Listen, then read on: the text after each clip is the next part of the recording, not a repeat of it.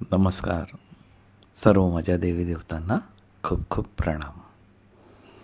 काल सहज माझ्या लक्षात आलं, की मी लोकांना एवढं अध्यात्म समजवण्याचा प्रयत्न करतोय आणि लोकं समजूनही घेत आहेत. म्हणजे एवढे एफर्ट्स टाकतायत, एवढे प्रयत्न करतायत.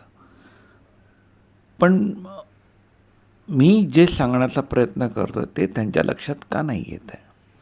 आणि खरोखर माझे 3-4 स्टुडंट असे आहेत, ते अगदी जीव की प्राण लावून समजण्याचा प्रयत्न करत आहेत सगळे ग्रंथ. तर काहींनी तर अगदी भगवद्गीता विकत घेतलेली आहे, अष्टवक्र गीता विकत घेतलेली आहे. मग काहींनी तर अगदीच म्हणजे न कळणारी अवधूत गीताही विकत घेतलेली आहे. म्हणजे चला खूप एफर्ट लावत आहेत मला कळतं. तर त्या दिवशी मला एका व्यक्तीने सांगितलं, की अ, आम्हाला सगळं कळतं आहे, मग आम्ही तो अनुभव का नाही करू शकत? तुम्ही जे मोक्ष, मोक्ष म्हणताय, ते ॲक्च्युली काय आहे? तर मी खूप वेळा सांगितलं, की मोक्ष असं सरळ आपल्याला ग्रहण नाही करता येत. त्यासाठी आपल्याला थोडं अध्यात्म म्हणजे स्वतःचा अभ्यास करावा लागतो आणि त्यामुळे मग आपल्याला मोक्ष कळतं. स्वतःचा अभ्यास झाल्यावर मोक्ष कळतं.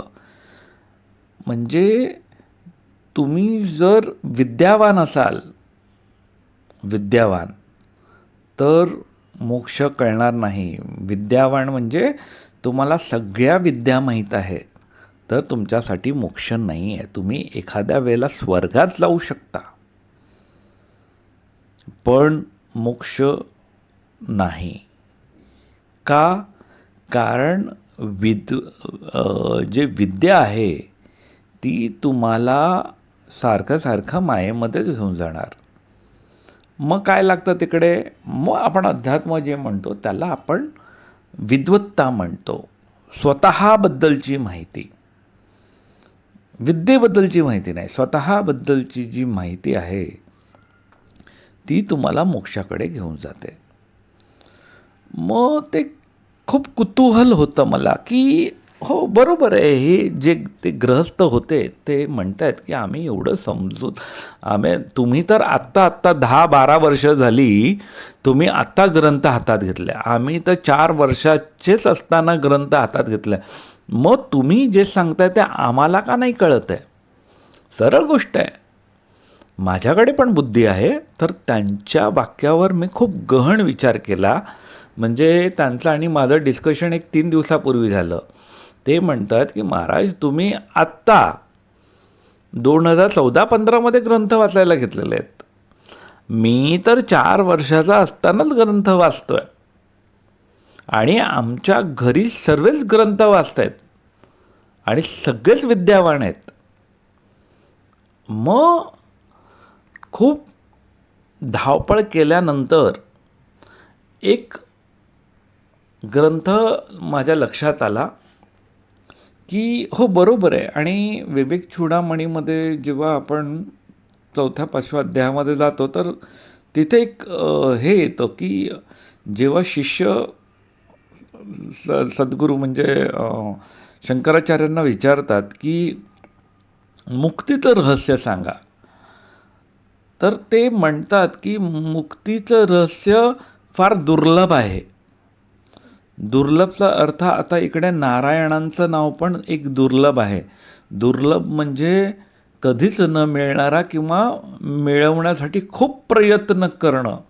त्या प्रयत्नामध्ये भक्ती पण येते, पण आपल्याला इकडे भक्तीचा आशय नाही घ्यायचा आहे. आपण ज्ञानाच्या आशयाने आज मोक्ष बघणार आहोत. तर मोक्ष ही खूप खालची आपली मुक्ती बघायची आहे.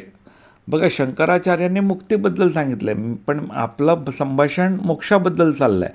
पण मोक्षासाठी लागणारा जो अ, जे आपण म्हणतो, चला आपण असं म्हटलं, की माझ्याकडे अ, अ, अ, चतुर्थ साधन आणि षष्ठ संपत्तीही आली, तरी मला मोक्ष मिळत नाही आहे. ह्याचं कारण काय आहे? याचं कारण मग जेव्हा शंकराचार्य शिष्याला सांगतात, की दुर्लभ आहे, तर दुर्लभचा अर्थ शोधता शोधता मला एक ग्रंथ मिळाला. त्या ग्रंथाचं नाव आहे प्रायश्चित विवेक ग्रंथ. प्रायश्चित विवेक. प्रायश्चित विवेकमध्ये त्यांनी सांगितलं आहे की म्हणजे तिथे मोक्ष हा विषय नाही आहे. तिथे जे ब्राह्मण असतात, म्हणजे 4 प्रकारचे ब्राह्मण आहेत. विप्र आहे, स्मर्त आहे, सरस्वती आहे, ब्राह्मण आहे. असे खूप प्रकारचे ब्राह्मण असतात. त्यामध्ये विप्र आणि स्मर्थ या ब्राह्मणाविषयाचे षटकर्म दिलेले आहेत. तर त्या षटकर्मामध्ये जे विप्र असतात, विप्र म्हणजे जो धर्म समजवतो, आणि स्मर्त म्हणजे त्या धर्माचं जे कर्मकांड करतो त्याला स्मर्त म्हणतात, आणि विप्र म्हणजे त्याचं जे बीज टाकतो. त्या लाईनीमध्ये म्हणजे त्या याच्यामध्ये ज्याच्यामध्ये आचरण आहे, जो षटकर्म करतो आहे ना, तोच विद्वान होऊ शकतो. पण जो षटकर्म नाही करत आहे, पण विप्र, स्मर्त किंवा सरस्वत ब्राह्मण आहे तो, सरस्वती आहे, ब्राह्मण आहे, विप्र आहे, स्मर्त आहे, पण षटकर्म नाही करत आहे, म्हणजे त्याचं आचरण नाही आहे, पण तो मग विद्यावान होतो. कळतं आहे? तर त्यामुळे त्यांनी सांगितलं आहे की ज्याने 14 विद्यांचा अभ्यास केलेला आहे, 14 विद्यामध्ये आपल्या 4 वेद झाले, 6 वेदांग झाले, धर्मशास्त्र झालं. म्हणजे जिथे धर्मशास्त्र म्हणजे आपण काय म्हणतो आहे, जिकडे विप्र आहेत त्याला आपण धर्मशास्त्र म्हणतो आहे, पण तिकडे धर्मशास्त्र नाही आहे, पण 4 वेद, 6 वेदांग, मीमांसा, पुराण, न्याय, दर्शन हे स्मर्त करतात. बरोबर आहे. आणि ह्याच्या पुढे जाऊन ज्याला स्वतःबद्दलचं ज्ञान होतं त्याला आपण ब्राह्मण म्हणतो. बरोबर आहे. म्हणजे हे जे विप्र आहे, स्मर्त आहे, सरस्वती आहे, यांना काय म्हणणार आपण? ह्यांना आपण फक्त आणि फक्त विद्यावान बोलू शकतो. ह्यांना मोक्षार्थी नाही म्हणू शकत किंवा मुमुक्षू नाही म्हणू शकत तुम्ही. का? कारण त्यांना अजून स्वतःची जाणीव नाही झालेली आहे. तर त्या ग्रंथामध्ये प्रायश्चित विवेकमध्ये खूप सुंदर दिलेलं आहे त्यांनी की ते जो व्यक्ती ब्रह्म जाणून बसलेला आहे, तो व्यक्ती ब्रह्म जाणून घेतलेल्याच व्यक्तीबरोबर भाष्य करू शकतो. तर ते शब्दांचं जे जाळं आहे ते एवढं कठीण आहे की तुम्ही एकच शब्द वापरा, पण त्याचे जे तरंग आहेत ते फार वेगवेगळे होतात. आणि ते कळत का नाही? कारण आपलं जे अनुशासन आहे किंवा तुमचं आचरण आहे त्यामध्ये फार हे आहे. म्हणजे कसं आहे, ते काय म्हणतात की जन्म घेतानाही तुम्हाला नरजन्म घ्यावा लागतो. आता नरजन्म म्हणजे काय सांगितलं आहे त्यांनी, की माझा जन्म झाला पण जंतू म्हणून नाही झाला. ज्याचा जन्म होतो त्याला जंतू म्हणतो. पण इथे प्रायश्चित विवेक शास्त्रामध्ये काय म्हटलेलं आहे की जंतू म्हणून जन्म झाला तर तुम्हाला मोक्ष प्राप्त करता नाही येणार, तुम्हाला नर म्हणून जन्म घ्यावा लागेल. आता जंतू आणि नरमध्ये काय आहे, तर जर एक प्राणी आहे त्याच्याकडे पण बुद्धी आहे आणि एक नर आहे त्याच्याकडे पण बुद्धी आहे. तर प्राणी काय करतो, प्राणी सरळ जाऊन झाडावरची फळं खायला सुरुवात करतो, त्याला आपण म्हणतो प्राणी, कारण त्याच्याकडे पण शरीर आहे, आपल्याकडे पण शरीर आहे. पण नर काय करतो, नराकडे थोडी बुद्धी असते, त्याला धर्म कळत असतो, म्हणून तो काय करतो, फळांना पहिलं धुतो, नंतर मग त्याची सालं काढतो, मग त्याला मीठ मसाला लावतो आणि नंतर खातो. हा प्राण्यांमध्ये आणि आपल्यामध्ये फरक आहे. ह्यालाच विप्र म्हटलं गेलेलं आहे. ह्यालाच विप्र म्हटलं गेलेलं आहे. मग त्या नर म्हणून जन्म घेतल्यावर मग 2 जाती येतात त्याच्यामध्ये. कुठल्या 2 जाती येतात? एक येते स्त्री आणि एक येतो पुरुष. मग स्त्री जात घेतली तर मग काय होईल, ज्या स्त्रीने ज्या पुरुषाबरोबर लग्न केलेलं आहे त्या पुरुषाची जी गती होईल तीच त्या स्त्रीची गती मांडली गेलेली आहे. म्हणजे स्त्री शरीरामध्ये पण आपल्याला मोक्ष किंवा मुक्तीचं धाडस नाही करता येत. बाकी भगवंताची कृपा असेल तर होईलच. पण याचा अर्थ असा झाला की जर विद्युत जी आहे तिला आपण नारी म्हणू, बरोबर आहे. नरमध्ये स्त्री जी आहे तिला नारी म्हणतो आपण, तर ती विद्युत म्हणू. आणि पुरुष काय, बल्ब आहे. करेक्ट आहे. तर स्त्रीचा प्रवाह तिथेच वाहतो जिकडे पुरुष असतो. आता पुरुषाला पण मग तुम्हाला मनुष्य बनावं लागतं, म्हणजे मनुस्मृती. आता पुन्हा इथे मनुस्मृती आली. मनुस्मृती म्हणजे जे मनुगणातले आहेत, म्हणजे ज्यांनी बघा आता हे आपण एवढं काही बोलतोय ना, ते फक्त हिमालय ते रत्नाकर सागरच्या मध्ये जन्माला आलेल्या लोकांसाठी आहे. बाकी ते कर्कवृत्ताच्या बाहेर जन्माला आलेले आहेत, म्हणजे अगदीच नॉर्थला आणि अगदीच साऊथला, अगदीच ईस्टला आणि अगदीच वेस्टला, त्यांच्यासाठी मोक्ष किंवा मुक्ती असं काहीच सांगितलेलं नाही आहे. हे फक्त आपल्या सनातन संस्कृतीसाठी आहे, जे हिमालय तर रत्नाकर सागरच्या मध्ये जन्माला आलेले आहेत. बरोबर आहे. याचा अर्थ काय झाला की जन्म घेताना पण जंतूचा जन्म नाही घ्यायचा, नराचा जन्म घ्यायचा. नरांमध्ये 2 जाती आहेत, एक आहे स्त्री आणि एक पुरुष. तर त्यामध्ये पण पुरुष धर्म घ्यायचा आहे. पुरुष धर्म घेतला तर तो कोण होणार, मनुष्य होणार.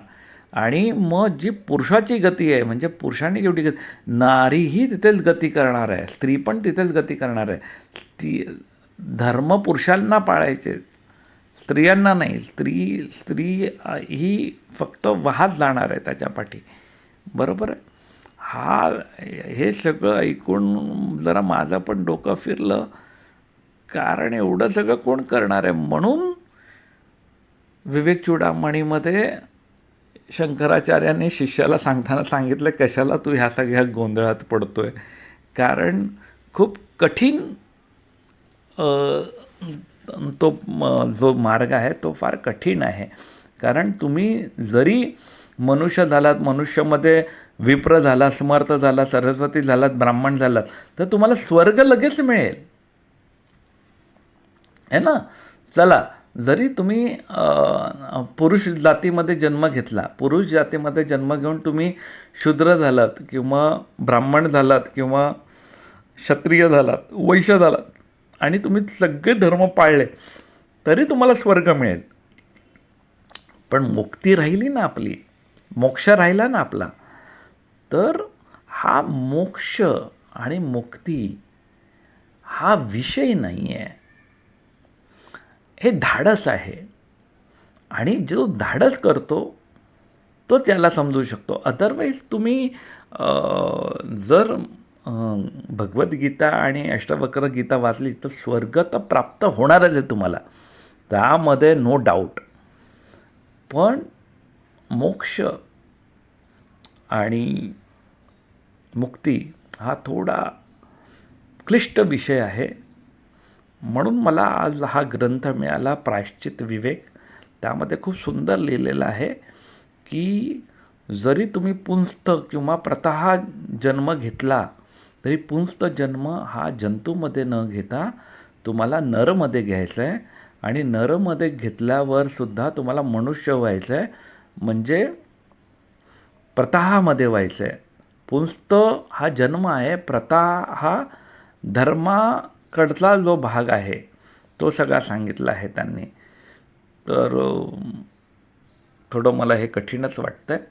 पण मला अवधूत गीतेमध्ये सरळ सरळ सांगितलं आहे, जर तुम्ही स्वतः म्हणजे ज्ञानमार्गा म्हणणं, जर म्हणजे तुम्हाला एकदा तत्त्व कळाल्यावर तुम्ही अवधूतच होता, मोक्षार्थीच होता, मुमुक्षूच होता. म्हणून मग आपण हा जो धर्माचा मार्ग आहे तो न घेता आपल्याला तत्त्वाचा मार्ग घ्यायचा आहे, तत्त्वज्ञानाचा मार्ग घ्यायचा आहे. आणि तत्त्वबोध करावाच लागेल, कारण जोपर्यंत तत्त्व जाणणार नाही तोपर्यंत आपण त्या तत्त्वाच्या बाहेर जाऊ नाही शकत. तुम्हाला कुठल्याही गोष्टीतनं बाहेर पडायचं आहे तर ती गोष्ट मान्य केली पाहिजे, तुम्हाला कळाली पाहिजे, त्याचं ज्ञान पाहिजे. जर ती गोष्टच तुम्हाला माहीत नाही आहे तर तुम्ही त्यातनं बाहेर कसे याल. म्हणून तत्त्वज्ञानातनं तत्त्वबोध घ्यायचा आहे आणि तत्त्वबोधातनं मग आत्मज्ञान आणि आत्मज्ञानातलं मग आत्मबोध हा आपण रस्ता घेणार आहोत. होप सो जरा आजचं हे सगळं शास्त्र आलेलं आहे. पण काय करू, मला त्या दिवशी जे आमचं बोलणं झालं त्यामध्ये त्यांनी सांगितलं तुम्ही एवढं जीव तोडून सांगताय आम्हाला का नाही कळत आहे. तर त्याचं कारण आहे प्रायश्चित विवेक ग्रंथ, ज्यातनं आपल्याला कळालं की भगवंताच्या कृपेशिवाय, म्हणजे बघा अजूनही हे प्रायश्चित विवेक ग्रंथामध्ये गुरु आलेलेच नाही आहे. गुरु हा शब्दच नाही वापरला आहे त्यांनी, सगळं आचार्यच वापरलेलं आहे. गुरु हा शब्दच वापरलेला आहे. म्हणजे गुरु कधी येणार, ज्या वेळेला आपण मोक्षार्थाचा विषय घेऊ त्यावेळेला गुरु प्रकट होतात. त्याच्या अगोदर जेवढं काही आपण शिकतो, आईवडिलांकडनं शिकतो, समाजाकडनं शिकतो, शिक्षकांकडनं शिकतो, आचार्यांकडनं शिकतो, पण गुरु त्या वेळेला येतो जेव्हा तुम्ही तुमचा अभ्यास करायला सुरुवात करता, त्यावेळेला गुरु प्रकट होतात. तर आजच्या सत्संगामध्ये एवढंच, कारण फार किचकट होईल नाही तर हा तुम्ही सत्संग ऐकला त्याबद्दल खूप खूप धन्यवाद. आपला दिवस आनंदाचा हो ही शुभेच्छा. धन्यवाद.